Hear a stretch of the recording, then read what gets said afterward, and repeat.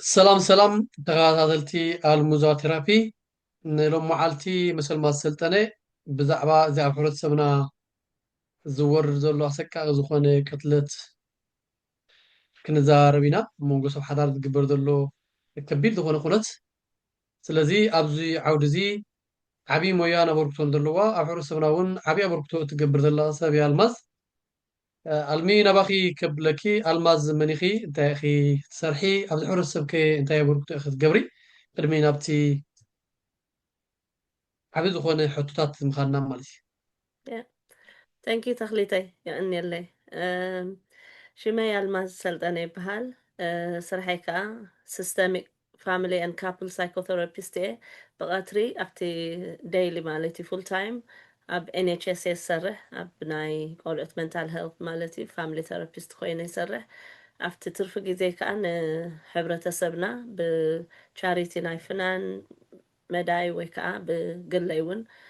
ناي ولد زمهرلو سونين سولوسن مشت سوني ناي تحت 12 عامت تعبابي قلعت سولوس كأناي تينيجرز مالتي كان تفلاليون بزعبا ناي اوتيزم ADHD بزعبا ناي حدار and therapy خابقل لي كأني كلينيكال لني أب سنترال لندن أب هامزميت كابل ثيرابي سب حدار ወይ ንግሊ ከዓ ናይ ዝኾነ ኢሹ ዘለዎ and ንቆልዑት እውን መንእሰያት ብኣካል ዝገብሩሉ ወይ ከዓ ኣብዚ ድሕር ክመፁ ዘይክእሉ ኮይኖም ከዓ ካብ ኩሉ ቦታ ኮይኖም ከዓ ብዙም ثيرابي ዝገብረሉ ኣሎ ታንክ ዩ ዋው ቴንክ ዩ ኣልሚ ኣነ እውን ሓደ ካብቶም ተምሃሮ ናይ ተዓብያ ቆልዐ እየ ስለዚ ኣዝዩ ኣርባሒ ዝኾነ መደብ ከተዳልዊ እግረ መንገደይ ክምስክር ይፈቱ ታንክ ናብ ዩ ሕቶታተይ ከብለኪ ኣልሚ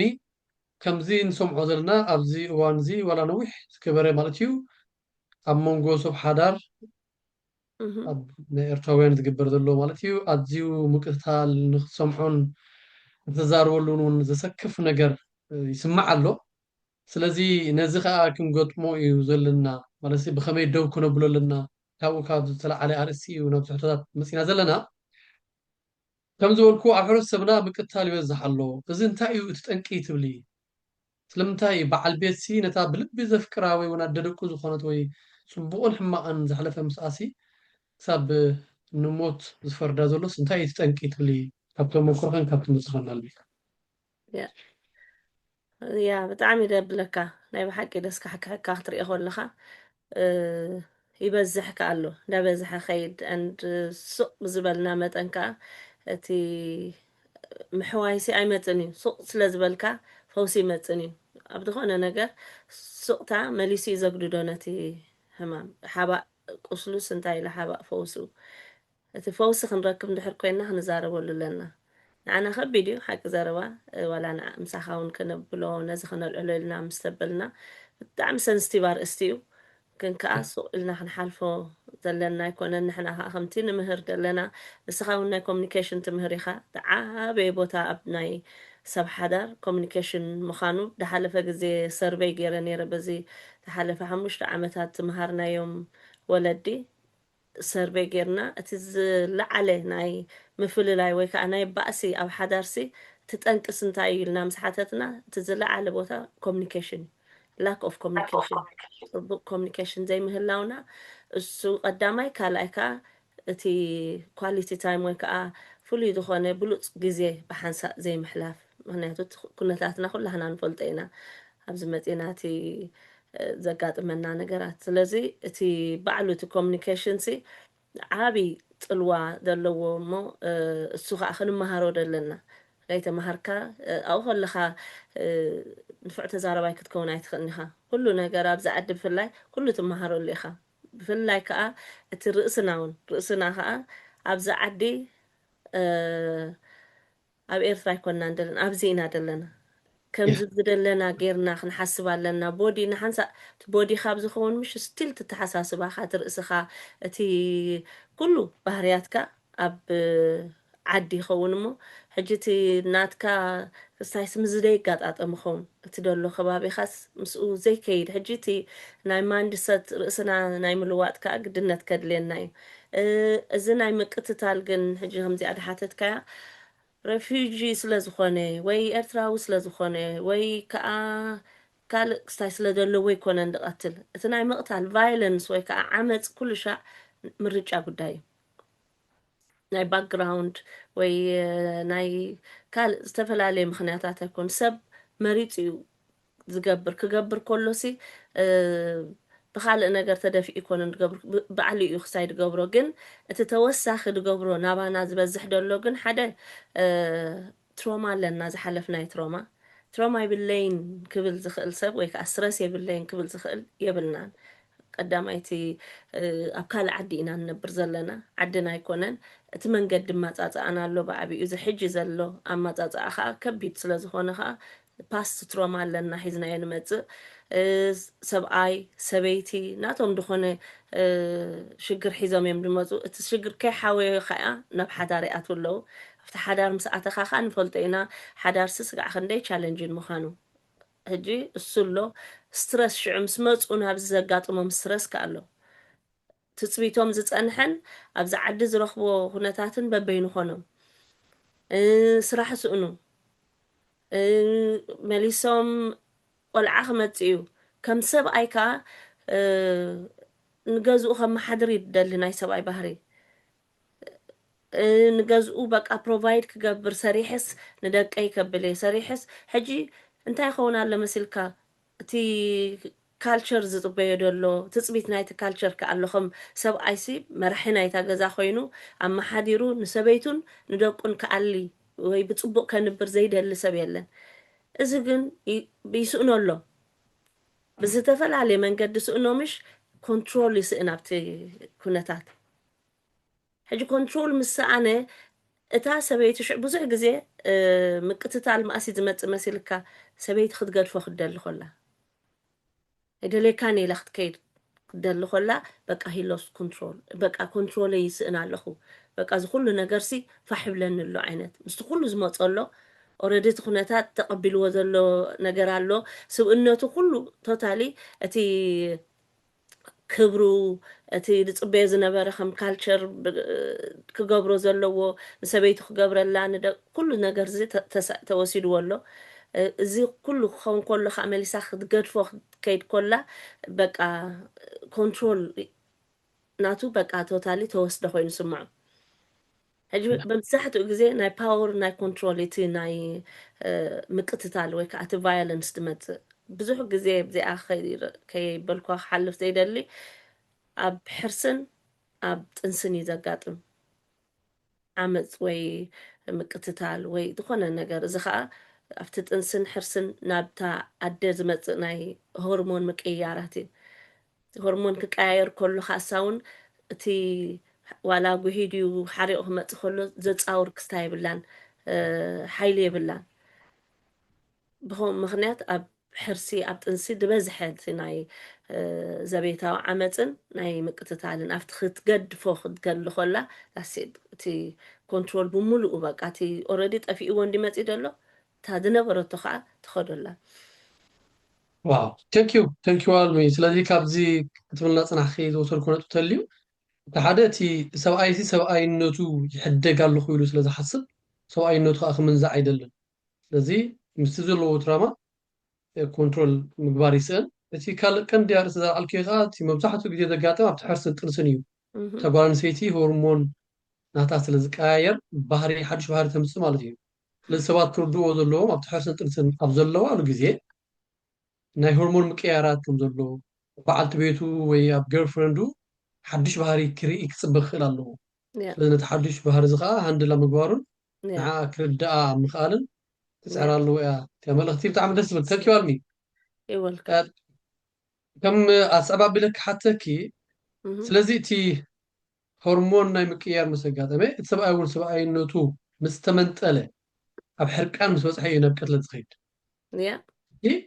እቲ ንሕርቃን ሓደገኛ ዝገብሮ እንታይ እዩ ክልተ መፃምድቲ ኣብ ምሕደራ ሕርቃን ከመይ ከ ክሰርሑ ኣለዎም እቲ ኣንገር ማኔጅመንት እንብሎ كمي مانج قبروا له نتحركانو كمي كدقا قفلوهم تلي حجي أبزي أخن رسعدي بلنا سب أم مقتل شع يبتصحني مع نو وحكي دوم له ቅድሚኡሲ ብዙሕ ንእሽተይ ነገራት ነታ ናይ መዓልቲ ክኸውን ዝፀንሐ ባህርያት ኣሎ ኣቐዲሙ ሕጂ ካብ ዝበልካ ሕጂ ሓደ ካብኡ ሕርቃናት እዩ እቲ ሕርቃንሲ ሓደገኛ ዝኸውን መዓስ እዩ ወይ ከዓኒ እቲ ሕርቃን ከቢድ ዝገብሮ ወይ ደንጀረስ ንብሎ መዓስ እዩ ሕጂ ኣብቲ ሰብ ምቁፅፃር ክስእኖ ከሎ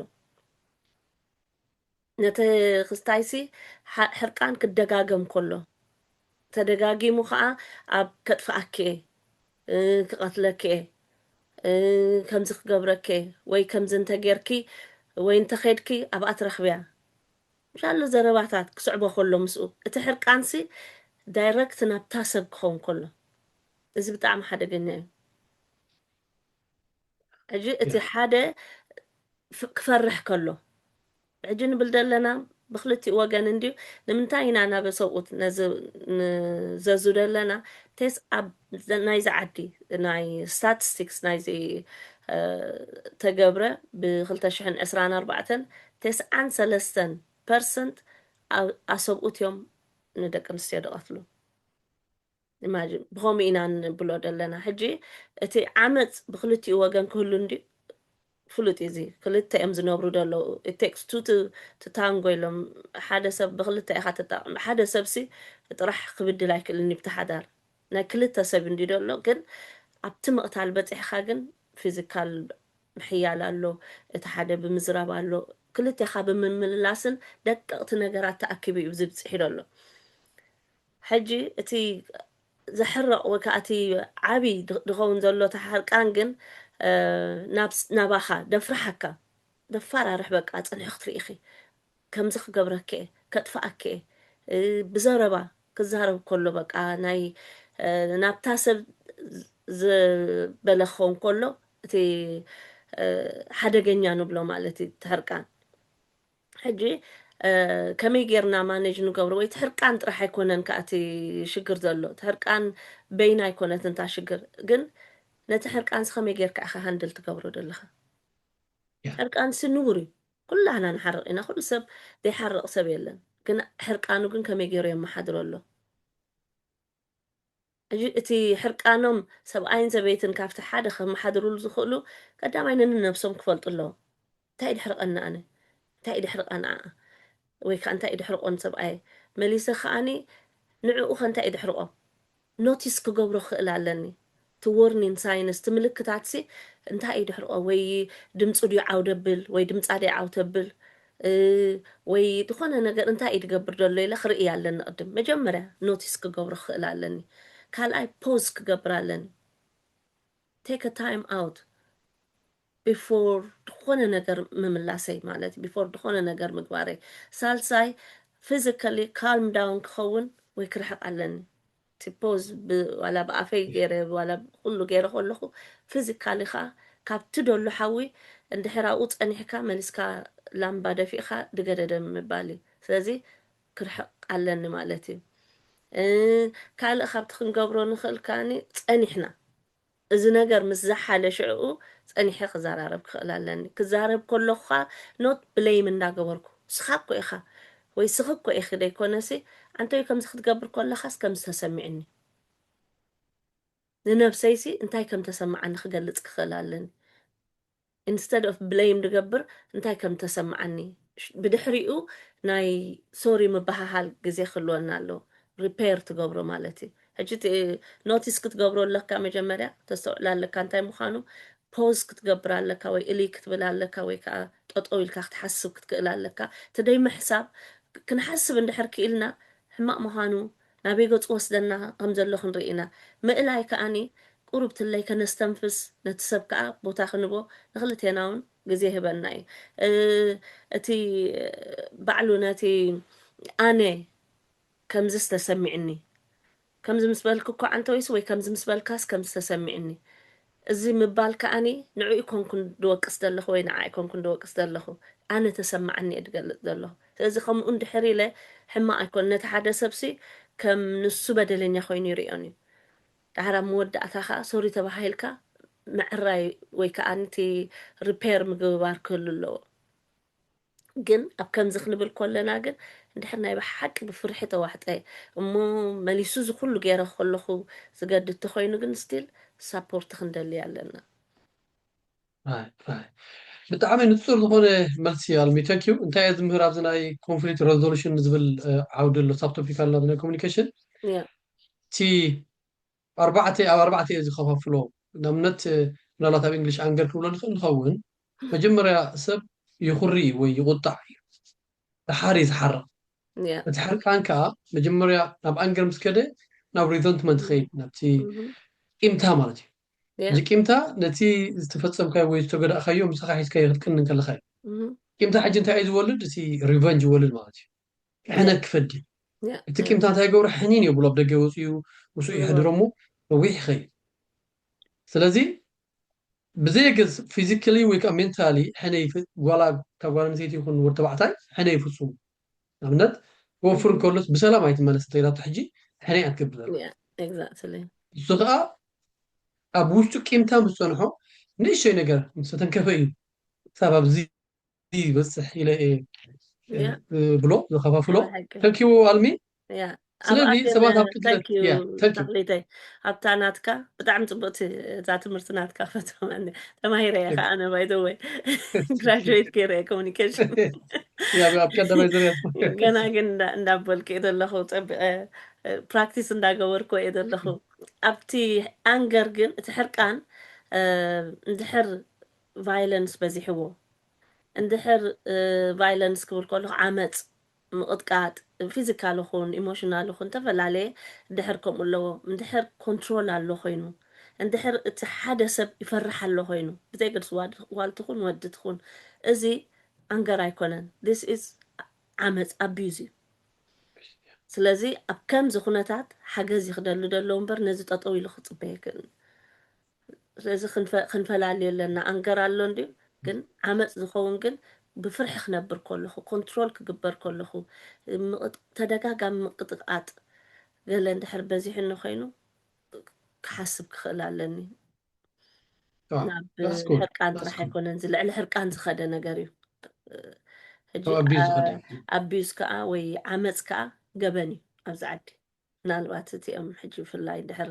መፂና ኮይና ከምዚ ኖርማል ከይንወስዶ ገበን የእስረካ እዩ ንብዙሕ ዓመት ተኣሰር ኢኻ راي يا سلازي እንድሕር ከምቲ ኣንገር ወይ ትሕርቃን ኢልና የሲ ሰባት ኣብ ቅትለትን ኣብ ነብሰ መጉዳእቲ ቅድሚ ምብፅሖም እንታይ ዓይነት ምልክታት እዮም ዘርእዩ ስለዚ እንታይ እዮም ካብ ሓደ እዮም ወይ ወዲ ተባዕታይ ወይ ጓል ኣንስተይቲ ናብቲ ናይ ምቅታል ወይ ነብሰ ናይ ምጉዳእ ኣክሽን ቅድሚ ምኻዶም እንታይ ምልክታት እዮም ዝርእዩ ወይ ሰብሲ እንታይ ክርዳእ ዘለዎ ኦኬ ሕጂ ንነብሱ ኢና ንዛረብ ሕጂ ንነብሱ እንድሕር ኮይኑ ድኾነ ነገር ቅድሚ ምግባርካ ሓሳብ ይድመፀካ ሕጂ እቲ ሰብ ብሓሳቡ ይክቅየር ዝጅምር ሕጂ ብርቱዕ ድኾነ ሓሳብ ይመፆ ናይ ኮንትሮል ብዛዕባ ገለ ነገር ክገብር ነቲ ምስኡ ደሎ ሰብ ወይ ምስኣ ደሎ ቀፃሊ ዝኾነ ብዛዕባ እቲ ሰብ ሓስብ በቃ ካብ ርእሱ ይወፀሉኒ ሕጂ ሓደ ካብቲ ናይ ምሕሳብ ንምንታይ እቲ ቀንዲ ድብሎ ዘለኹ ኣብ ዝኾነ ሕክምና ክመፁና ከሎ ሕጂ ናባና ሓሳብ ኣለካ ዶ መፀካ ዶ ሓሳብ ነብስኻ ክትሃሲ ሓሳብ መፀካ ዶ ንሰብ ክትሃሲ ሕጂ ከምዚ እንድሕር ኢሉካ እቲ ምስኡ ከባቢኡ ደሎ ሰብ መታ ንክሕግዞ እቲ ናይ ሪስክ ኣሰስመንት ወይ ከዓ ነቲ ናብ ሓደጋ ንኸይቅፅል ትህቦም ክስተያት ኣሎ ምኽርታት ኣሎ ስለዚ ኣብዚ ግን ንበይኑ ሕጂ ንብል ዘለና ንበይኑ ስለ ድኾነ ድሕሶ ደሎ ቀፃሊ ዝኾነ በቃ ቂምታ ከም ዝበልካ ሕን ድብል ድሕንሕን ዓይነት ቂምታ ሪዘንትመንት እዚኣስ ክትርእየኒ ወይ ዝስ ክርእየኒ እዩ ኢንተንስ ዝኾነ ፍራስትሬሽን በቃ ሕርቃን ኣብቲ ውሽጢ ናይ ውሽጢ ሕርቃን በቃ ዘይወፀ ግን ኣብ ውሽጢ ኮይኑ ፅንሕ ክትርእየኒ እያ ገለ ዓይነት ኢሉ ድርብሾ ውሽጡ ነቲ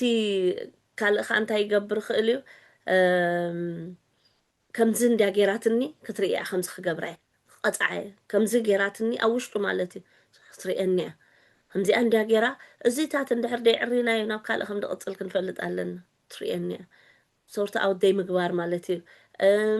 ፕላን ምግባር ከዓኒ ንሰብ ክትሃሲልካ በቃ ከምዚኣ እንተ ጌራ ብኸመይ ጌራ ክገብራ እየ ኣብ ውሽጡ ድመፆ ነገራት እዩ ካብቲ ትዛረብዎ እንዴ ዝነግረካ ዘለኹ ኣብ ውሽጡ ድመፆም ዝነበረ ቅድሚ ከምኡ ምግባሮም ካልእ ከዓኒ በቃ ከምዚ ደስፐረት ኮይኑ ስምዖም ኣብ ውሽጦም በቃ እዚኣ ሪሌሽንሽፕ ተተወዲኣሲ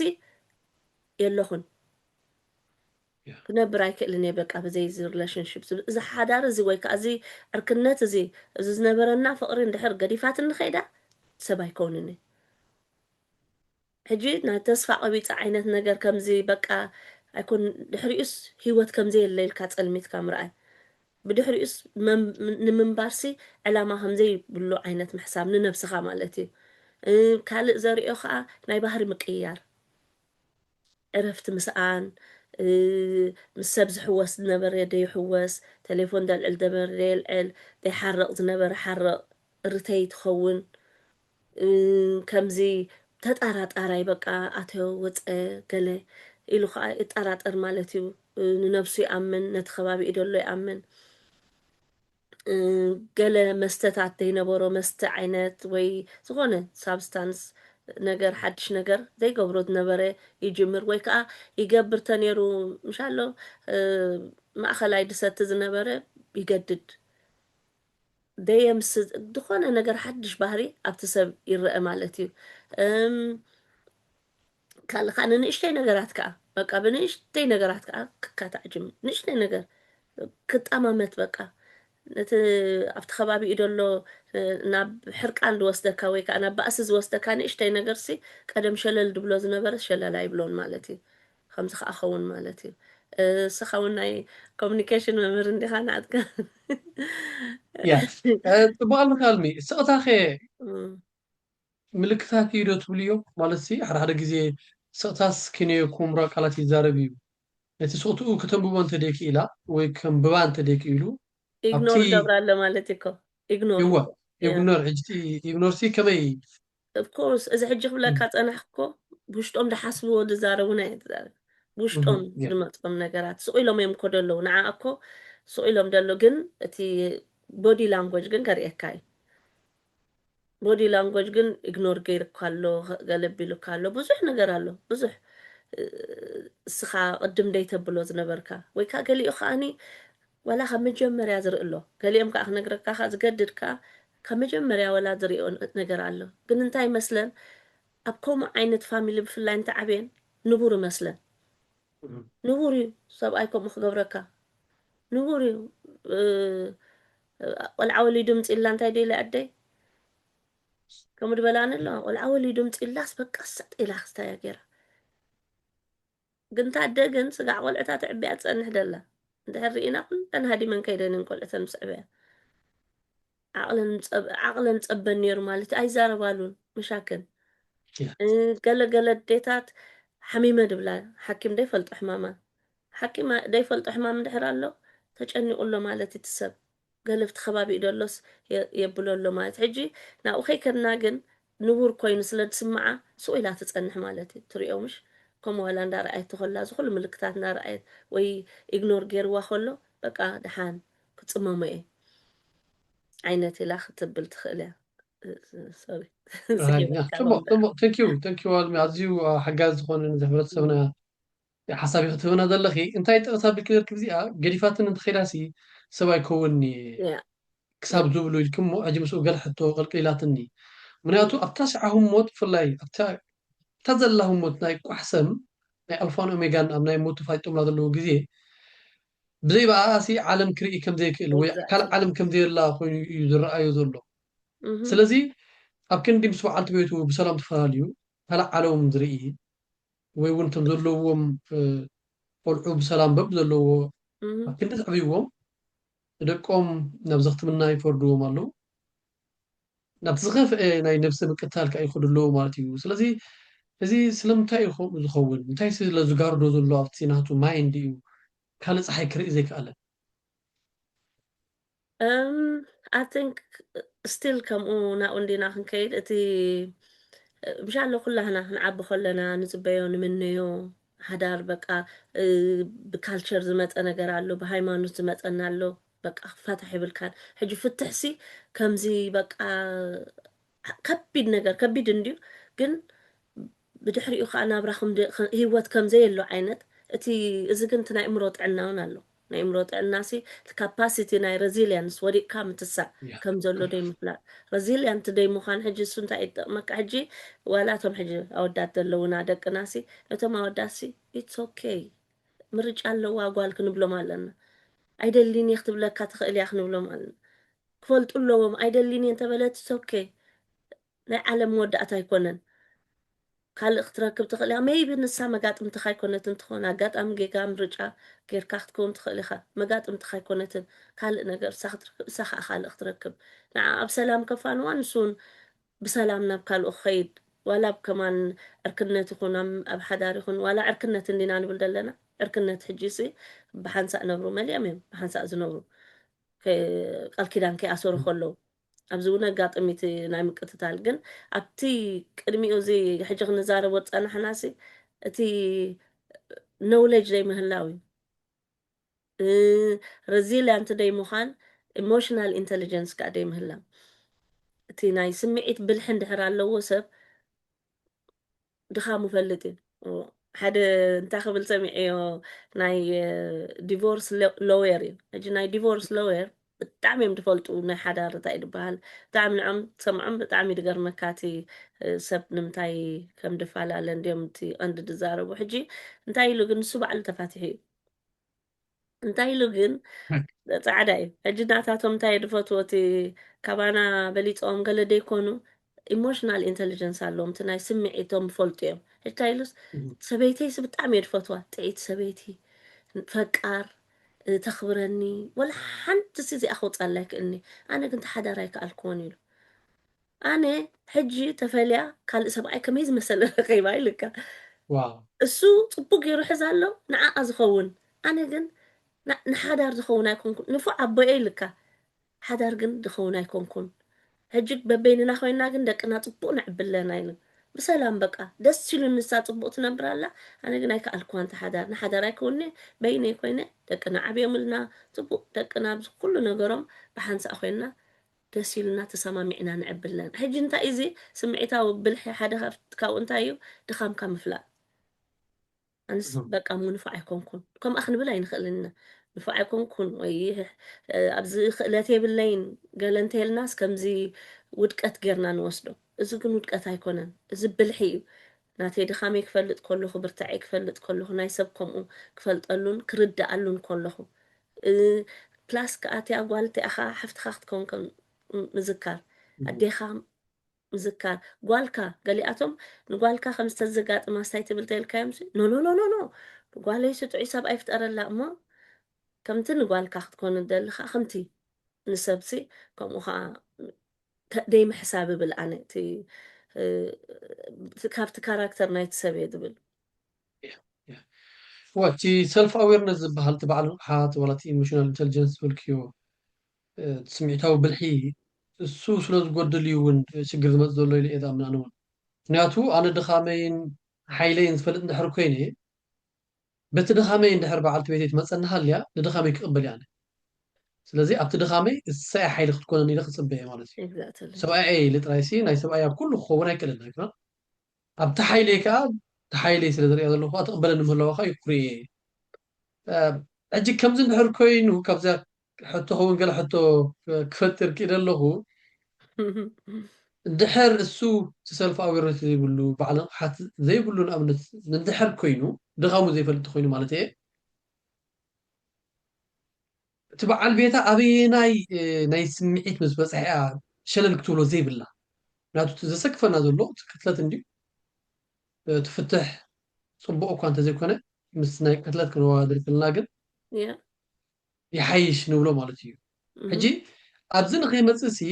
እቲ ፈፂማ ሸለል ክትብሎ ዘይብላ ነገር ሓገዝ ክደልየሉ ዘለዋ እሳ እውን እቲ ኣንገር ማኔጅመንት ንዕኡ እውን ክትሕግዞ ክትፍትን ምክንያቱ ካብ ንዓ ከትላ زي كيلو كان كو أدحيناتو لا نعون indirectly نعون أدحيناتو يا زلا جي exactly أنت عينت ملكتات نبع البيت عشان تقولوا زي بالله yeah حجي thank you أنت خصاي دبلكايا حجي بزي أنا قبر دلنا نرأسي أطرح خد حن ديكونه نعون كاب جبن كتدحنا نتسبون ناقون قتصيلو ناقون نخي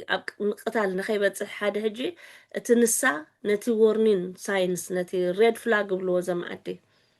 نتقيح مسمر ديو تخونتات حجي بقو تشلل كتبلو زي بالله حدا انتاي ناي فايلنس دزارب اندحر كوين كقتلك ناي زاز قبر كخفلك كطفأك كحنقك ወይ ዝኾነ ገለ ስትራንግል ገብርዎን ወይ እዚታት ነገር ኣብ ርእሲኡ ኮንትሮሊን ቢሄቪየር ኣይሶሌት ክገብራ ከሎ መሓዛኺ ትርኢን ኢኺ ቤተሰብኪ ትርኢን ኢኺ ኣነ ጥራሕ ይኹን ነካ ዓይነት ዝብል ኮንትሮሊን ብገንዘብ ኮንትሮል ቴሌፎና 10 ግዜ መን ይደው ይልልኪ መን ቴክስት ገይሩ መን ይመፂ ነይሩ ኣበይ ከድኪ ሓንቲ ተዛረብሉ እዚ ኢላትና ከማን ብከምኡ ዛረብ ኣለኹ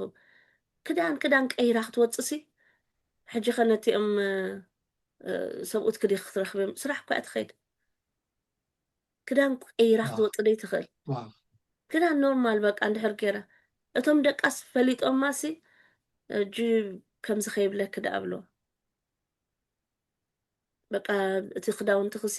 በቃ ቁርብትለይ ክስታይ ዝኾነ ነገር ኣይትከደኒ ተደጋጋሚ ኢሞሽናል ኣቢዩዝ ምንዓኣስ ምፅራፍ ምንዓቕ ምህራም ዘይደለየቶ ነገር ብሓይሊ ምግባር ቅንኢ ጥርጣረ ኩሉ ሻዕ ተጣራጣራይ ከምዚ ካራ ገለ ሒዙ ደፈራርሕ ወይ ገሊኣቶም ኣብ ኣሜሪካ መሳርያ እውን ኣለዎም እቲ ሽጉጥ ነገራት ኣለዎም መሳርያ እንድሕር ኣለዎ ኮይኑ ከዓ ሓንቲ ፃዕዳ ዝሓለፈ ግዜ ትነግረና ነይራ ሽጉጥ ኣሜሪካዊት እያ እቲ ቀዳማይ ሰብኣያ ሕጂ ጥዑይ ሰብኣይ ደለዋ ኣብ ኩሉ ቦታ ሽጉጥ መጀመርያ ጥዑይ ሰብኣይ ክምርዓ ከሎ ፅቡቅ እዮም ክስታይ ኣቢሉ ድሓር ቀዳመይቲ ዝገበራ ፈሊኒ ኢላ ካብቲ ቤተሰብ ኩሉ ንኸይድ ርሒቕና ፅቡቅ ናብራ ክንነብርሲ ንርሓቕ ኢልዋ ኣይሶሌት ምስ ገበራ 3 ሽጉጥ ገዝኡ ኢላ ሓደ መደቀሲ ሓደ ብጅቡኣ ኩሉ ሻዕ ለይትን መዓልትን ሓንቲ ካብ ሳሎን ኣለና ታብ ጅቡእ ደላ ማኪና ትኾና ድሕር ማኪና ክንከይድ ከለና ገለ ድሓር እንዳገደደ ብፊዚካል እንዳሃረመ ገለ እንዳበለ ብክንደይ ክትወፅእ ክወፃኻ ብጣዕሚ ከቢድ ካብ ከምዚ ዓይነት ደፍርሕ ቦታ ክወፃእ ብጣዕሚ ከቢድ ሕጂ ከምዚታት እንድሕር ርኢኻሲ ኣቐዲማ ባዕላ ሳስ ምህርቲ እያ ደይሪኦ ዳ ኢላ በቃ ኣጀኖ ገለ ክስታይ ብለካ እዩ ደእምኑኻ ነገር ኣሎ ኢላ ኣሚናቶ ፅቡቅ ምስኡ ትነብር ነይራ ተፈልያ ቴሌፎን ከልኪልዋ ምስ ቤተሰባ ከልኪልዋ ሓዳርና ንግበር ክደፍዮም ስእልና ሓዳርና ንግበር ኣይተቕረብየን እዚአን ናተን መሓዙታ ማለት እዩ እዚአን ክስታይ ኣይኮናን ስኽጥዒቲ ኢኺ ፈሊጡ ከም ንዓ ኣጥዒቲ ድኾነ ድሓር ስሒትዋ ብክስታያ ነጢራ ወፂ ኣይሞተትን ሕጂ ፅቡቅ ናብራ ትነብር ኣላ ባህርያቱ ከዓ ክለዋወጥ ክትሪኦ ኮላ ሓርቕ ብል ከምቲ ድበልናይ ዓንተይ ይዓፅወካ ኢግኖር ገብረካ ካልእ ከምዚ ስልያኻ ዝገብሩ ኣለዉ ስልይዋ ኣብ ዝኸደቶ እንዳሰለየ ከዓ ክስታይ ይገብራ ማለት ምስ መን ኣላ ኣበይ ኣላ ገለ እንዳገበረ ከዓ ይስልያ እንድሕር ድፈርሓ ኮይነን እንታይ ድበሃል ግን እቲ ውሽጣ ኩሉ ሻዕ ኣብ ከባቢኡ ጥቕኡ ክትከውን ኮላ ዘፍርሕ ዓይነት ድፈርሕ እንድሕር ኮይነ ሰይፍ ደይስማዓኒ እንተኮይኑ ጥዕና ኣይኮነን ዚ this is red flag ኣብ ከምዚ ንዕኡም ክትሕግዙ እያ ሕጂ ንሕና ንገብሮ ዘለና ኢንተርቪው ንዕኡም ኮላይ ክሕገዝ ኣብ ሓደ ግዜ ኢንተርቪው ተገይሮም ኣብ ኣንስቶም ዝቐተሉ ሰብ ዝቐተሉ ድኾነ መርደር ዝገበሩ ማለት እዩ ንሰከንድስ ኢለ ተትኸውን ይብሉካ ኩሎም ንሰከንድስ ከምዚኣ ገይረ ተትኸውን ወይ ድዛረበኒ ሰብ መፂቶ ትኸውን ወይ ከዓ ርሕቕ ኢላ ተትኸደለይ ነይራ ወይ ገለ ሰብ ዲስትራክት ተዝገብረኒ ነይሩስ أبز كل ما أتخ نع هيوتات فيه ننبسو آتيو دك زختيمهم كل يتفضل بصراحة قات إيمونني راح أدناتي كيس عيسى بأيد مسل بدك أختريا الجن السوق عليك إسرائيل كونن بدرومان يعني الساعة دي ما متأت وثلاثان سلسلة السوق ودر عمتي لونجي متي قام قايك إلني الساعة قام قاتخ والعدي كل نجارتي شفافنا أنا بعدين ولا تمشي فان قدي فاتو كله تبو كذا أم نابر كله تحارب أنا مسمتو بقى تعيش بيد مسل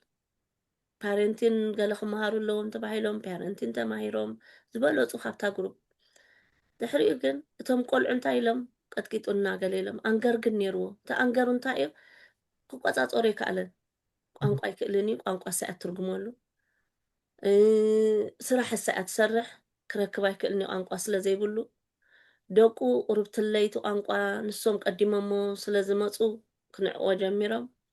بقى سبعي بتاع مستحوينو قتلوا مش كنيتي قتلوا دقم فوستر كيدم السخاء نحلفت تأثير التحمي بقى تتعس رخيبنا نيرنا بدحريق كيزنات ناس اللي زنبرة بالتحمي بقى جلست أمونغو نعيسد ديستراكت زقبرن تزركب نيرة ويدوي لنا عتزبلني وي بقى خبتا معلتتي حماق بقى معلتسي اللخم بلا بلو نعدنا حجس نعون حماق سلازي نعون قد كتحق زي أتاسب إذا كله تريقه دلا اندحر قتيلو خيدوسي نعاء بعبي حدقة نتسبك حدقة إمو تقلاقل نخلها كان دق خاونكم right. يا كم زول كيو مالسي تعزل فكرة زخبرة بعد جبيتو بقون حماقا نويح بيز خدال نويح عمدات زهلوف حدار يوك قتل مجس زفوتو بعد بيتا من اللي حسبت جي حماق معلتي يلو غلان بلغ نزبهار كن أبتا حماق معلتي يلا زلح مسا كركب تزغل دولة اليوم بعين دك أنسو يا أخي دك أنسو يوم لالات سيتي أنجر دولنا يو أنجر مانجمنت أوت أوف كنترول نحن كيلو تبع البيت سن زغورو جيجان تايلو تليو وون جيجان خي جبركم حاشو زلو امنت حدا يبع البيت حريقو كتلكي ان بلان كله اسكك برا سو ايسكون زغبرنا دين نغرت بال حماق بيل الله بعدنا نو هو جي زغبرنا دين نغرت بلون تحرال يا نتزلو حرقان سي نداد دوكوت نتوسخول زلا of course of جيس course ابزي انتي تجيجا انت عين جيجا اند في الزمان انتي كي غبرالو برز جيجا زخ قالا قالا yeah yeah حقي كنت دبلنا بخلت وجن اندي دولتي عم مقطع الكبتح خلص already معات بروسس على قدميو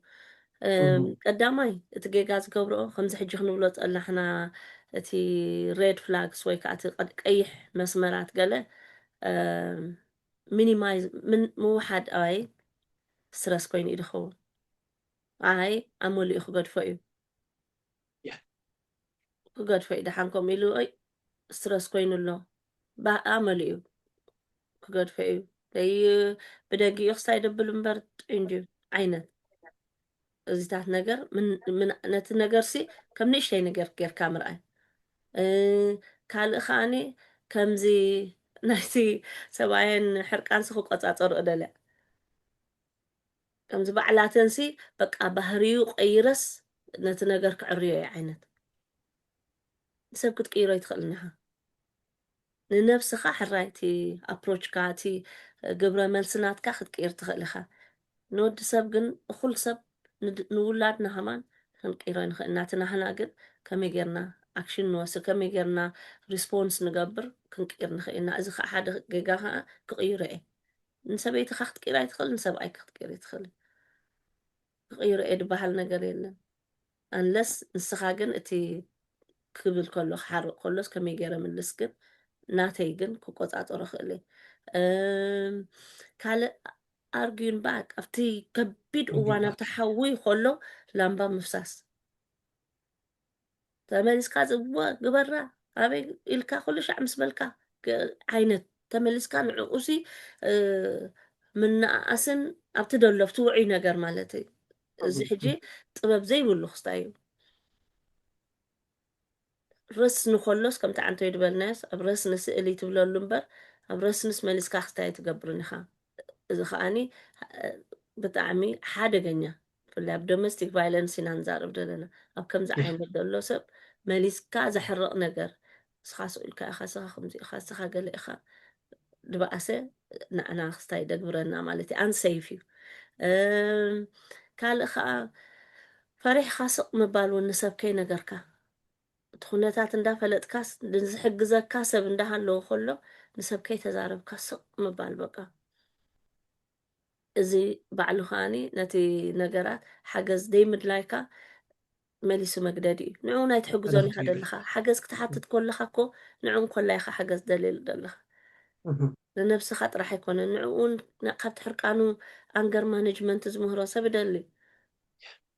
ስትረስ ህልዎ ወይ ናይ እምሮ ጭንቀት ህሉ ንዕኡ ከዓ ተረፒ የድልዮ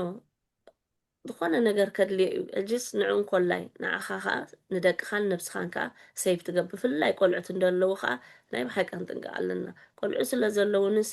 ንቆልዑተይ ኢለ ፀኒሐ ንቆልዑ ኢሉ ዝፀኒሕ የለን ንነብሰን መታንቲ ሲንግል ማም ከይበሃል ይኹን መታን እቲ ደሰክፈካ ናይቲ ሕብረተሰብ ዘረባ ይኹን ወይ ባዕልኻ መሪፅካ ነቲ ሓዳር ኣቲኻዮ ትኸውን እሞ ኣይበልናን ዶ ከይትበሃል ኣይበልናን ዶ ኣይኮነክን ኢልና ክነርና እንዲና ዓይነት ምሽክነይቲ ባዕላ ፈፂካ ትምርዓው ምሽ በዚ ሕጂ ደሎ ብፍላይ ካብ መብዛሕትኡ ፈትዩ ኢድ ምርዖ እንድሕር ግደፍ ተባሂሉ ነይሩ ከምዚ እንድሕር ኮይኑ ወይ ከዓ ግደፍ ኢሎም ሞንተ ነይሮም ንዑ ብክልቲ ወገን እንዲሰርሕ ገለ ከዓ ንነብሰን ብለይ ምገብራ ኢትስ ማይ ፎልት ሓሪቑ ደሎኮ ናተይ እዚ ሕጂ ብጣዕሚ ሕማቕ እንታይ ድበሃል እዩ ናተይ ጉድለት እኮ እዩ ኩሉ ሰብ ነናቱ ባህሪ ሕርቃን ድዩ ዋላ ጥዕና ድዩ ሓላፍነት ክወስድ ኣለዎ ሪስፖንሲቢሊቲ ክወስድ ኣለዎ እኹል ሰብ እዩ እኽልቲ ሰብ ያሳ ኩሉ ሰብ ሓላፍነት ክወስድ ኣለዎ ከዓ ነቲ ሪስክ ዝመፀን ነቲ ወይ ከዓ ነቲ ሓደጋ ዝመፀን ደሎ ከምዚ ኣንደር እስቲሜት ምግባር ክላታ ከይገብር ኣበይ ከይበፅሕ ኩሉ ሻዕ ከምኡ ምስ በለ ምሻ ኣሎ ኣበይ ከይበፅሕ መሊስካ ነቲ ነገር ኣንደር እስቲሜት ጌርካ ነቲ ምልክታት ናይ ምፍርራሕን ናይ ቅንኢ ናይ ኣግሬሽን ደሎ ንዕኡ ክስታይ ትገብሮ ማለት እዩ ስለዚ ብዙሕ ዋላ ሊስት ክንገብር እንተበልናሲ እቲ ቀንዲ ግን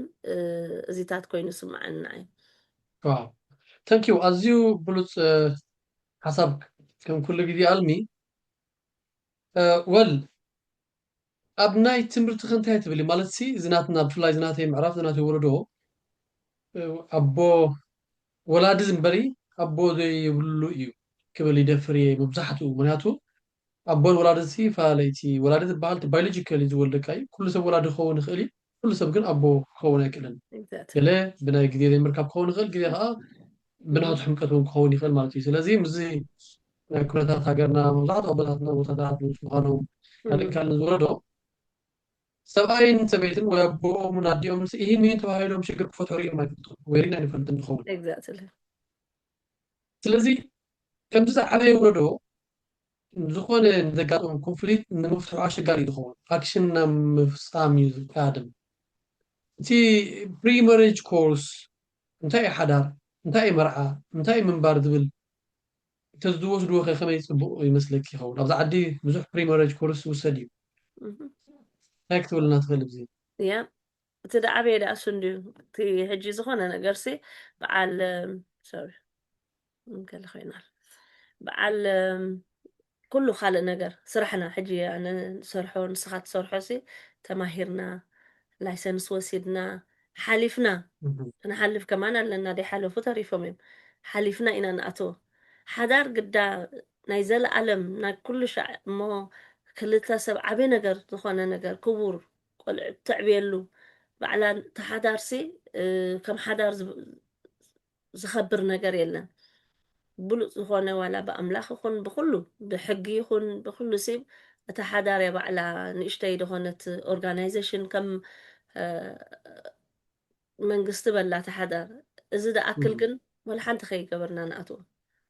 أبز عدك يقبري تي نحنا حجي عدو سلا تنبرو تم كأشد سرونا ناي سلا ناي كندهم كل تمر حدي كلا ملو كستا جيرنا نيرنا ترينين جيرنا حدا واو خفت يا أمنا هجس عسران جعتن عمت قال جيرنا لن هجسي إذا أمك إتي كابت دزارب وبعلو قال حجي نذكره في مجمريا في الله دحرا يكوا طبق كاتن عمتات الله عندن دحل أفت مجمريا في الله نعونا تتسو أي تدين سمعون يرنا سوتا زي نقرنا ناتو مثالين دا قبر تدي زارب نيرو ننفسخا حتى تولكا قال دو تبع أسنان خوني الكات تبلي مهنياتو أتي زمهرك كاسب سؤالي كون أنت راح مهركا ناتو ند حلف وزاربكاي كم زحليفة كم زخينا سلازي أجوهم أما جمرة خمس قات أمي أما جمرة سلازي يتفعلت بحنسا أخت مدخل لها الزنا جر هالو سخنة تحت هالو ناي سبيت بحري زيو ناي سبعي بحر زيو بوزو حلو خن مهارة دلنا حرقان كم يجرك أخت أليو سدراخا خمي عينت سبعين سبيتن يمنيرو انت عينت الرأيان لك بحدر قلعت كاني كندي إنا خنولد እዚ ኩሉ ኮይደ ዛረበካ ሰበይቲ ኸኒ ክትሰርሕ ዲኻ ትብል በዚ ናይ ኣውሮጳ ደለና ኣብ ገዛ ክትከውን ኢኻ ትደሊ ኣጋጣሚ ኮይኑ ከስኻ ስራሕ ተሰኣንካ ኣነ እንተሰራሕኩ ኸ ከመይ ንዓኻ ክስማዓካ እዚ ሕጂ ካብቲ ነቶ ሰብኡት ካብቲ ነቲ ምሻለካ እቲ ናቶም ክብረት ዝብሎ ወይ ከዓ ኣነ ፕሮቫይድ ክገብር ኣለኒ ዝብልዎ ነገር ኣብዚ ዓዲ ብፍላይ ሓደ ካብቲ ኣፈክት ትገብር ደቂ ኣንስትዮ ሞር ቀልጢፈን ስራሕ ረኽባ ብፍላይ ጸለምቲ ሰብኡት ንፈልጥ ኢና ስጋዕ ክንደይ راجل قوي እወ ስራግል ገብሩ ንክስታይ እዚ ኣሎ እዚታት ነገርሲ ማንሽ ገብሮ ክእል ድዩ ገለ እንተጋጢሙና ኣብቲ ሓዳርና ኸ ሕጂ ኩሉ ሰብ ቃል ኪዳን ክኣስር ከሎ ምሒሉ ጥሒሉ እንተሞተት እንተበለ እንተሓመመት ገለ ኢሉ እንዲ ደኣቱ እሱ ግን ኩሉ ሰብ ዝርስዖ እንተሪኢኻዮ ቶታሊ ዝርስዖ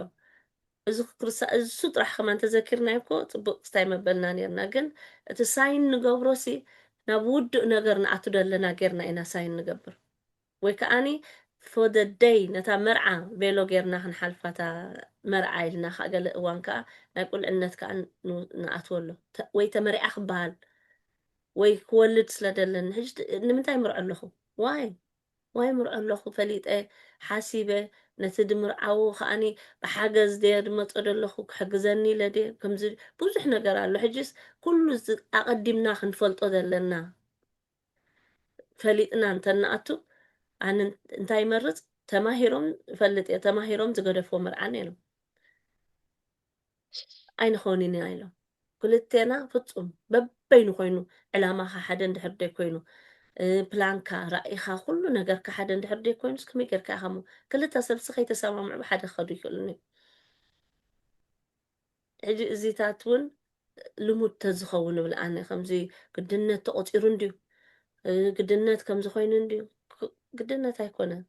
ንዝበዝሕ ዕድመና ኣሎ እንታይ ኣለዎ ቁርባ ሸሓት ተጠፍአ ንእሽትለይ ሰብ ተተዛረበብታ ቁርብትለይ ሰሙን ካብ ላይፍ ታይም ንሂወተይ ንደቀይ ንመፅእ ደሎ ጀነሬሽን ኣብ ክሳይ ካብ ዝእቱ تبغى فلايتي قرار غير والله زي منظومة سامت برزر بالسوتوفيكال كوميونيكيشن تمرين كله حدارسي قلعو زمس تكالي هذا بيزنس كيفيس كاجن جنزب زمس تكالي حجي أينا أمي عبي سلازي قلعو زمس تكالي ندحر كوينة حدار مستبع البيت كاسي كسب كندي إخا تزارب كسب كندي إخا صار بيت قبر أول حديقة أبصم من ديخة هذا بيزنس خفض مش عاركو أبصم من صار بيت قبر تخينهم صار أمون مخصوص من دحر كالكوليت قبر خينهم الجنزب كواخن صاب كند زي جزيات فيهم إهين مين تبع هايلهم سولش درخو بدلو نولاد نتفتر تكالكي صاب كند إخا جزي هبكاس نايم بحال منفس سريعها نتزقات أمين أشتو نقرات تفتحوا تفتني زول كل جزية مالتيو ስለዚህ ታዝበልክያሲ ሓዳርሲ ቀሊል ትካል ኣይኮነን ከም ዓብይ ትካል ዝኾነ ሰብ ማለሲ ብጀክ ሓዳር ክልተ ሰብኣይን ሰበይቲ ተፃሚዶም ቆልዓ ምቸስ ካብ ዝኾነ ክትብል ኣይትኽእልን ስለዚ ብከምዚ ዓይነት ክሳብ ክንደይ ክብደት ኣለዎ ክሳብ ክንደይ ዓብ ትካል ምዃኑ ሰብ ክርድኦ ኣለዎ إتي بري مارج وي كلمة مرعاز جبر كورس هاديو كلمة مرعاز جبر ناي مصحفتي زعو حدار من باب ديو yeah yeah بهرب عالت بيت كا مصنع ديو نازل كله بصوت حكايو مستات زمرت كاي بعالت بيت أنا سمزياسي حدار جيري ولاد وليدس كعبيوم أي كإلني بهرنا صبوا أيكونا زبل ندحر كوين كم زول كيو وحرات جنزب تفيو سلام وش خارج كان mhm بس نعها سلام تبقى كاسب من بار تمرازي صبوا بلا يالمي mhm درجنا مود أنا هنا mm سلازي نزو كنت زي أنت عينت حاجز نحكمنا إخوة حزقل تبلي حرس السمنة خيب خم يكون حل له نالبات زقات مزول لازم كبدي دي بتعمي هو أنت عينت حكمنا فتح يخل حرس السمنة بعلو خاصي كم يكون حل له أنت يكون بهالي له كوميدي اللي يختار له آه حكمنا أتي حجز ብዙሕ ግዜ ንሕና እንታይ ኢና ንፈልጥ ነቲ ተዓመፀ ጥራሕ ዝሕገዝ እዩ ዝመስለና ኣብዚ ዓዲ ግን ነቲ ተዓመፀ እቲ ቪክቲም ዝኾነ ሰብ ሓገዝ ኣሎ ኣብቲ እንድሕር ናይ ብሓቂ ክስታይ ኮይንና ማለት እዩ ኣብቲ ታሕቲ እውን ክንገድፈሎም ንኽእል ኢና ኣብ ዓዲ እንግሊዝ ንዝነብሩ ማለት እዩ ኣበይ ከይደን ሓገዝ ክደልያ ማለት እዩ ካውንስሊን ኣሎ ተረፒ ኣሎ ሰፖርት ግሩፕ ዝበሃል ኣሎ ነቲ ዓማፃይ ከዓ እንታይ እቲ ሓገዝ እቲ ከመይ ገይሩ እቲ ዘለዎ ሕርቃን ከመሓድር ይኽእል ዘለዎ ትሮማ ዘለዎ ናይ እምሮ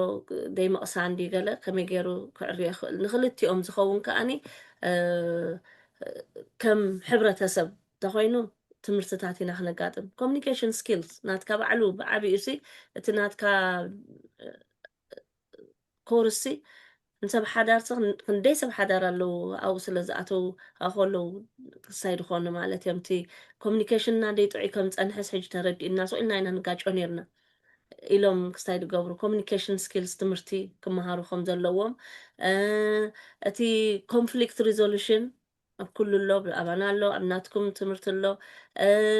እቲ ናይ ኮንትሮል ኣይደንቲፋይ ምግባር ከዓ ኣበይ እዋን እዩ ክስታይ ድገብር ነቶም ንሕና እዚ እቶም ተራፒ ድሕግዞም ማለት እዩ ወይ ከዓ እቲ ኮሚኒኬሽን ክስታይ ድሕግዞም ከም ኤርትራውያን ሕብረተሰብ ፕሮፌሽናልስ ከዓኒ እንታይ ኢና ክንገብር ንኽእል ንምክልኻል ከምዚ ንገብሮ ዘለና ንምክልኻል ድግበር ዘረባታት ክበዛሕ ኣለዎ ነቲ ሓደ ብለይ ምግባር እዚ ከም ስለ ዝኾነ እኮ እዩ ዝገለ ደይኮነሲ ፕሬቨንታቲቭ ድኾነ ወርክ ምስ ኮነ ደይኮነሲ ንምክልኻል ድግበር እንታይ ክገብሩ ኣለዎም ኢልካ ነቲ ንምክልኻል ድግበር ክንገብር ኣለና እንድ ትራስት ክገብሩና ንዓና ምሳና ኮይኖም ክሰርሑ ክኽእሉ ከዓ ትራስት ክገብሩ ከምዚ ቻሪቲታት ሕጂ ናይ በዓል ፍናን ንገብሮ ካልኦት ቻሪቲታት በቢ ዘለዎ ንኤርትራውያን ዝሕግዙ ማለት እዩ ነቲ ካልቸርን ነቲ ናህና ካልቸርን ነቲ ናይዚ ዓዲ ካልቸርን ኣዛሚዶም ከረድኡና ዝኽእሉ ብቋንቋና በቲ ናህና ባህሊ ከረድኡና ዝኽእሉ ኣብዚ ከዓኒ ክንመሃር ነቲ ጋፕ ዝሲ ኣፅቢቦም ከምፅሉና ድኽእሉ ምክንያቱ ዓብይ ጋፕ እዩ ደሎ ከምቲ ድሓለፈ ግዜ ንዛረብ ነርና በይናይ ኢና እታ ገዛና ክንመርሓ ንደልደል ብሃይማኖት ጥራሕ ዲና ክንከይድ ንደሊ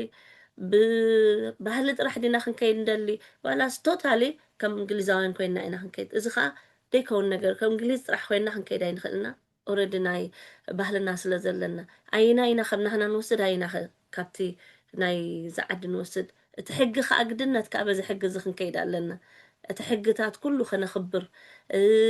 ራይት እንድሕር ድብል መሰለይ እንድሕር ዝብል ኮይነኸ ሓላፍነተይ ከገብር ኣለኹ ደ ከም ሰበይቲ መሰለይ እንድሕር ኢለ ሓላፍነተይ ከም ሰበይቲ ኸ ከም ሰብኣይ ከዓ መሰለይ እንድሕር ኢለ ሓላፍነተይ ከም ሰብኣይ ይገብር ኣለኹ ዶ እዚታት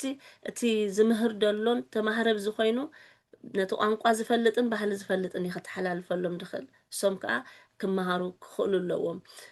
ናይ ሓገዛት ኣክሰስ ደሎፍቲ ከባቢኦም ከዓ ፕሮቫይድ ክግበር ኣሎም ኣሎ ከም ንሕና ማለት እቶም ንሕግዝ ዘለና ኤጁኬሽን ከምዚ ዝግበር ደሎ እስኻ ትምህር ኣለኻ ኣነ ምህር ኣለኹ ካልኦት ኣሕዋት ብትግርኛ ብዙሕ ምህሩ ኣለዉ ስለዚ ኤጁኬት ምግባር ከዓ ብዛዕባ ሪሌሽንሽፕ ብዛዕባ ቅድሚ መርዓ ብዛዕባ መርዓ ኣብ ሓዳር ምስኣተኻ እንታይ ክትገብር ኣለካ እንታይ ክትገብር ይብልካ ደቂ ኣንስትዮ እውን ንደቂ ኣንስትዮ ክምዕዳ ኣሰብኡት ነሰብኡት ክምዕዱ እዚታት ነገር ከዓኒ ብዙሕ ናይ ምዝርራብ ባይታ እንተዝኽፈት ከዓ ብጣዕሚ ፅቡቅ ይብል ፒር ኔትወርክ ንሓድሕዱ እተሓጋገዘሉ ሰብ ነቲ ፕሮግራማት ከምዚ ንገብሮ ዘለና ኤንወይ ሰፖርት كم اكسس كجبرو مخال كل تدلو سيتي سوشيال ميديا زقبر فلوت أدخون اليوم مي بفلاك بزح سب زري أم سبات كأني نتي زلو ناي تمرتي ወይ ከኣቲ ከምዚ ሕጂ ንገብሮ ብዙሕ ተሪኢኻ ኣብቲ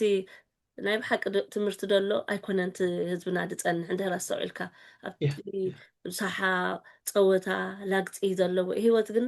ላግፂ ፅቡቅ እንዲ ሰሓቅ ወላ ሓንቲ ንሕና ኤገንስት ኢት ኣይኮነን ግን ኩሉ ሻዕ ላግፂ ኣይኮነን ኩሉ ሻዕ ፀወታ ኣይኮነን ሲሪየስ እዩ ዝበዝሕ ሲሪየስ ላይፍ ኢኻ ትሓልፍ ሕጂ ነቲ ሲሪየስ ዝኾነ ትምህርትታት ነቲ ዝጠቅም ንህዝብና ኢሎም ከዓ ኩሉ እቲ ሕብረተሰብ ብሓቂ ናይ ብሓቂ ዘገድሰና እንድሕር ኮይኑ ኣሕዋትና ጥፍኡ ኣለዉ ኣሓትና ጥፍእ ኣለዋ እንድሕር ንብል ኮይንና ኣብቲ ናይ ብሓቂ ዝኾነ ከዓ ኣብቲ ዝጠቕሞም ከዓ ንኽኣትዉ ንኽሕብርዎም ከዓ በዚ ኣጋጣሚ ከዓ ከማሕፅን ንፈቱ ማለት Thank you Almi, thank you. ኣብ መወዳእናይና ሕጂ ኣካል እዚ ሕብረተሰብ ዝኾኑ ሰብ ሞያ ብፍላይ ኣብዚ ዓውዲ እዚ ኣብዚ ናይ ሓዳር ናይ ካልእ ግን ከዓ ዘስቆጡ ክህልዎም ይርዳእኒ ምናልባት ሰዓብቲ ስለዝሰኣኑ ሰማዕቲ ስለዝሰኣኑ ክኾኑ ይኽእሉ እዮም ግን ኩሉ ግዜ ፍረ ዘለዋ ነገር ወይ እውን ሓንቲ ዕምበባሲ ንንህቢ እያ ትቕልብ ወይ እትህብ ስለዚ ክልተ ንህቢ ወይ ሰለስተ ንህቢ ዓሊቦምን ኢላ ኣይትቁምስልኛ ወይ ኣይትሓርኒ እቲ ግቡእ ስራሕ እያ ትገብር ንሳ ግን ካብ ንህቢ ዋላ ሓደ ትረኽቦ ነገር የለን ንንህቢ ካብ ምቕላብ ግን ዓዲ ውዒላ ኣይትፈልጥ ሕጂ እዞም ከምዚኦም ዝኣመሰሉ ሰብ ሞያ እንታይ እዩ ክገብሩ ዘለዎም ረኦም ከመይ እዩ ክኸውን ዘለዎም ነዚ ወለዶ እዚ ብከመይ እዮም ከድሕንዎ ዘለዎም ካብዚ ቀቲልዋ ቀቲላቶ ተፋቲሖም ካልእን ዝበዝሕ ዘሎ እንታይ ተራ ክፃወቱ ኣለዎም ትብሉ ምናልባት ክብለዋ ወይ ምሕፅንታ ማለት እዩ Yeah, I think ከምዚ educate ክገብሩሎም ክወፁለዎም ሓቂ ዘረባ ማለት ሱቅ ምበልና እንዲና ንሕና ሱቅ ምባልሲ ኣወል ሓደ ክስታይ ኣይትወካኒ ሽግር ኣይትወካኒ ሕጂ እቲ ሰብ ወይ ኣይስማዓና ኣለኹ ከምቲ ዝበልካዮ ኣይስማዓና ኣለኹ ብሓደ ሰብ ኢኻ ጅምር ቻሪቲ ክንጅምር ከለና ሲ ቲንክ ቅድሚ ሕጂ ናዕል ሽዱሽተ ገለ ንኾን ፕሮፌሽናል ኣብ ዙም እንዲ ሓደ ድሕገዝ ሒዝና ንምሲ ንኸምኡስ ንክንደይ ሰሙናት ከድና ሕጂ ብዘየገድስ ሓደ ሰብ መፂኡ እንድሕር ተሓጊዙ ሓደ ሰብ ምስ ከደ ከዓ ሕጂ ኣብ ሙሉእ ዓለም ኮይኑ እቲ ዝመፅእ ማለት እዩ ዋላ ባዕልኻ ንሪኢኻ ኣለካ ሕጂ ተስፋ ደይ ምቑራፅ ዋላ ውሕድ ሰብ ይኹን ኣብ ምብዛሕ ናብ ገለና ኣይኮነን እቲ ትሕግዞ ዘለካ እስኻ ጥራሕ ጊደኻ ምግባር እስኻ ምሽ ኮሚኒኬሽን ትገብር ኣለኻ ኣነ ናይ ፋሚሊ ተረፒ ድዩ ናይ ቆልዑ ተዓባብያ ድዩ ገለ በታ ናተይ ይገብር ኣለኹ እቲ ሓደ ከዓ ከምኡ ኩሉ ሲ ብፍላይ ከዓ ምዚ ናይ ሰብ ዝምልከት ናይ ስነ ኣእምራዊ እቲ ፕሮፌሽን ዝምልከት ብናይ ሪሌሽንሽፕ ዝምልከት ካልእ እውን በብቲ ዘለዎ እንድሕር ነናቱ እጃም ገይሩ እቲ ክሕገዝ ዘለዎ ክሕገዝ እዩ ምክንያቱ መብዛሕትኡ ግዜ ኣባና ዝረኣኽዎ ደይምፍላጥ እዩ ደሃስየና ደይምፍላጥ እምበር ክፉእ ሰብ ኮይኑ ይኮነ ወይ ንሰበይቱ ከጥፍእ ወይ ንሰብኣያ ክትብድል ዝደሊ ሰብ የለን ኩሉ ሰብ ሓዳሩ ፀቢቁሉ ብደቁ ፅቡቅ ክዕቢ በቲ ሕብረተሰብ ተቐባልነት ረኺቡ ኩሉ ናይ ሰብ ባህሪ እዩ ግን የጋጥሞ ከምዚታት ነገር ሕጂ መን ክሕግዞ ዘለዎ ኣብ ኩሉ የጋጥም ኣብ ዓድና ዝዛረበካ ሰብ ኣሎ ቤተሰብ ኣለዎ ከይዲ ሓዳር ክግበሪ መፂኡ ኣብ መንጎኻ ኮይኖም ዝዛረቡ ኣለዉ ገለ ኣሎ ኣብዚ ግን ምስ ስድራና ኣይኮንናን ዘለና ሕጂ ብፍላይ ካእቶም ዕብይ ይበልና ከም ናህና ንስኻ እኳ ብንእሽተኻ ኢኻ ጀሚርካ እቶም ናህና ዕድመ መነዊሕ ዓመታት ኣብዚ ዓዲ ዝገበሩ ሲ ቁርብትለይ ምሻሎ ከም ደቅና ከምቲ ንደቅና ንሓልየሎም ነብለሎም ከምዚ ሓዳርቲ ትኾነሎም ንብሎሲ ከምኡ ከዓ ነዚኦም ኣሕዋትና ንኣሽቱ ከኣስ ሓዳሮም ክፅብቀሎም ሂወቶም መጀመርያ ከምዚ ኢሉ ክጠፍእ ሲ ቁርብትለይ ስማዓና እንዲ ግን ኣይንሰከፍ ዝሰምዓና የለን ኣይንበል ይሰምዕ ሰብ ድሕር ቀፂልካ እሞ ከዓ ትራስት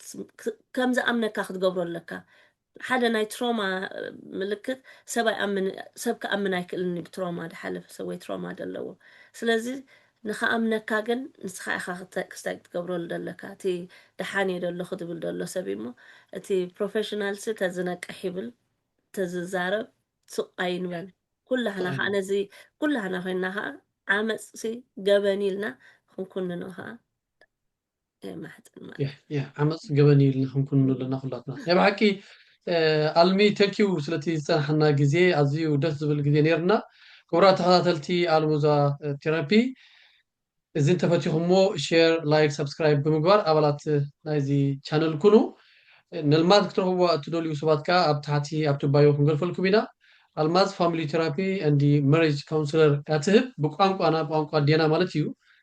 كم زي كنا تنشجر لنا سبات بقانكو أدينا ذهب الناس إنا وي كونسل تقبر الناس بسي إنا تقولوا سبات قال يسمعه الماز إنتايم كتر هو تدولي هو ولا قطع حد وصاور بفيرتشوال تتقبر فيديو بمدوان تقصوا تخليهم المي ساحنا جزية نمزقكم Thank you. سلام. Thank you. Thank you, Tahlite. Thank you. Thank you. Thank you. Anyway.